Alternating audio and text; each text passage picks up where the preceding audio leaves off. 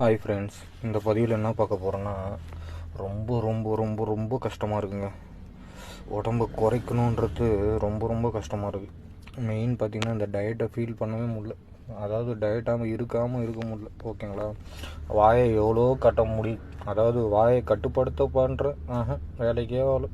முடிஞ்ச அளவுக்கு ட்ரை பண்ணுறேன், ஆனால் முடியலைங்க. இந்த tea, coffee, Horlicks, boost, juice எல்லாம் சுகர் ஐட்டமாகவே சாப்பிட்றேன்னா ஒன்றும் முடியல. பத்தாவதுக்கு இந்த சப்பாத்தி, பரோட்டா, இட்லி இதை விடவே முடியல.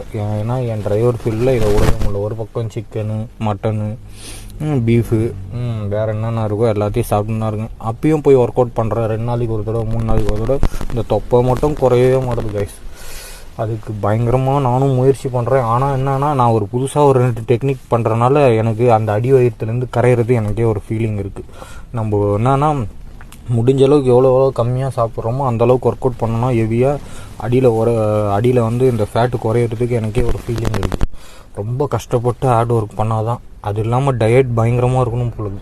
நான் டயட் இல்லாமலே இவ்வளோத்தையும் பண்ணுறேன். உடம்பு அடிச்சு போட்ட மாதிரி இருக்குது. இந்த 2 தொடையெல்லாம் அப்படியே பிடிச்சிக்கிட்டு, இந்த கையெல்லாம் பிடிச்சிக்கிட்டு என்ன பண்ணுறது. ஜிம்முக்கு போய் நம்ம 8 பேக்காவது 6 பேக்காவது உட்கார வைக்கணுன்ற ஒரு வெறி இருக்கும் பாருங்க. ஐயோப்பா, செமையான வெறி அது.